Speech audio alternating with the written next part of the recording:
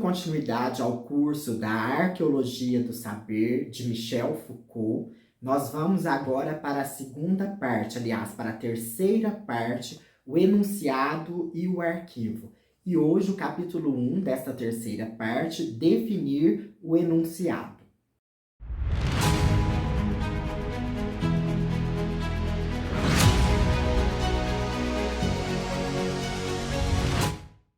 Demoramos um pouquinho para trazermos aí a continuidade do curso Arqueologia do Saber, mas voltamos aí com tudo, né, para a gente ver essa terceira parte, o enunciado e o arquivo, e o capítulo 1, definir o enunciado.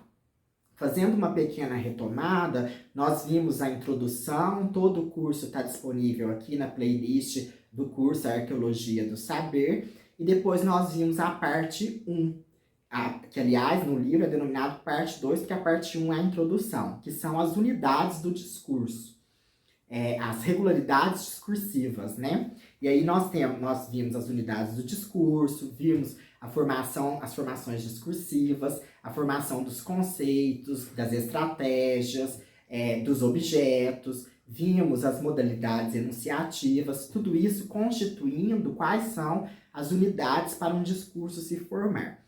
Agora nós vamos passar para uma parte específica do discurso, que é o enunciado e o arquivo, como Foucault vai denominar. E aí nós temos este primeiro capítulo da parte terceira, né, o enunciado e o arquivo, que se chama Definir o enunciado. Então, como o título do capítulo diz, Foucault está buscando definir o que é o enunciado. Mas nós precisamos pensar que a metodologia e a forma de Foucault escrever, ela é justamente fugir um pouco dessas definições. Então, Foucault ele joga muito com as perguntas, com os questionamentos, até dentro da sua própria obra. Então, o que ele faz em Arqueologia do Saber é questionar o que ele já tinha feito nas suas obras nascentes, como a história da loucura na Idade Clássica, o nascimento da clínica e as palavras e as coisas. Então ele traz, né, uma reflexão que muitos estavam pensando, o que é isso que você faz? É história? É filosofia? É análise do discurso? Então Foucault vem dar essa resposta com o método arqueológico, da arqueologia do saber, neste livro. E aí, se a gente for pegar uma definição rápida, que não é o objetivo Foucaultiano, como eu disse, nós vamos ter que o enunciado é a unidade mínima, a unidade singular do discurso. Então, um discurso é formado por vários enunciados. Então, nós vamos ter essa questão. E aqui neste capítulo, ele vai desmistificar que na sua teoria, no seu modo de conceber o discurso, os saberes, o enunciado não está ligado somente à língua. Ele vai demonstrar claramente com alguns exemplos, como por exemplo, uma equação matemática, ele fala, não tem nada de língua ali. Apesar que ela tem uma gramática a ser seguido, não é linguístico o material dela, mas é um enunciado. Então ele fala que o enunciado está acima até da língua, né? Muitas vezes o enunciado precisa da língua para se manifestar, mas nem sempre ele está atrelado somente à língua. E aí ele começa, né, falando que devemos interrogar as regras de formação do discurso, que são nada mais, nada menos do que em Pechet as condições de produção, e aqui em Foucault as condições de possibilidade. E aí ele lança algumas perguntas. Questionando o que ele tinha falado até agora na Arqueologia do Saber e em suas obras. Mas, de fato, de que falei até aqui? Qual foi o objetivo de minha pesquisa? E estava em meus propósitos descrever o quê? Enunciados. Nessa descontinuidade que os liberta de todas as formas em que tão facilmente aceitava se fossem tomados e, ao mesmo tempo, no campo geral, ilimitado, aparentemente sem forma do discurso. Então, Foucault fala, o que eu analiso são enunciados, né, que vão constituir discurso.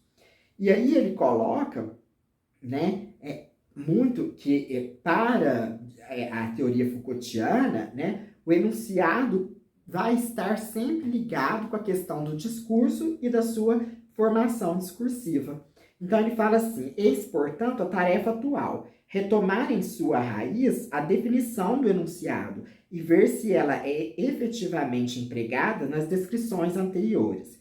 Ver se é mesmo do enunciado que se trata na análise das formações discursivas. Então, agora, neste capítulo, verificar o que é o enunciado e verificar também nas pesquisas anteriores que ele fez se ele estava mesmo tratando do enunciado. Nem ele sabia, né? Então, estava tudo se formando. E aí é onde ele define, né? Se o enunciado é a unidade elementar do discurso, em que consiste?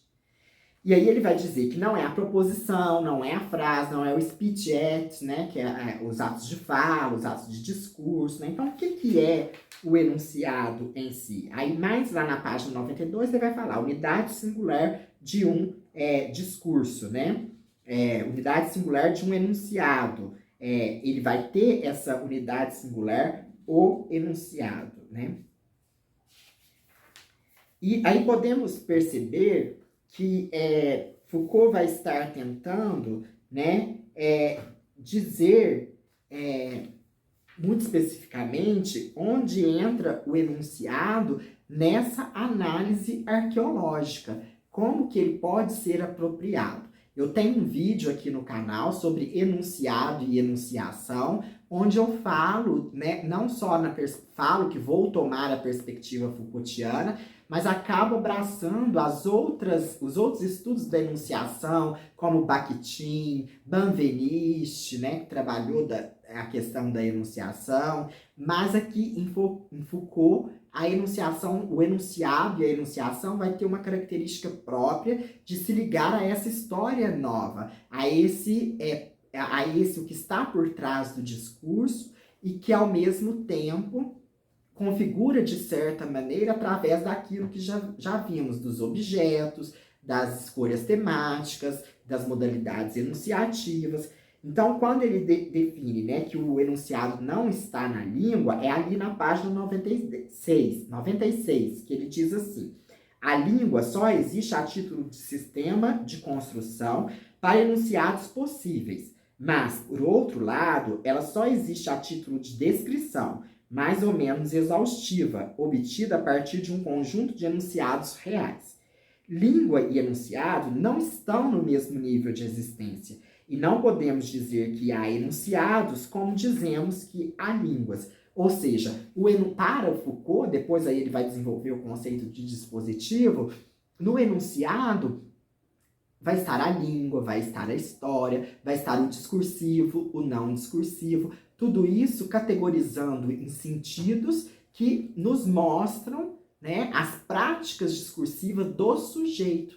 Né? O sujeito que interessa aí como autor e propiciador dessas práticas discursivas. Né? Então, por mais que aqui ainda ele não vai abordar na arqueologia do saber tanto o conceito de sujeito, ele já está presente nessa tomada da enunciação. Né?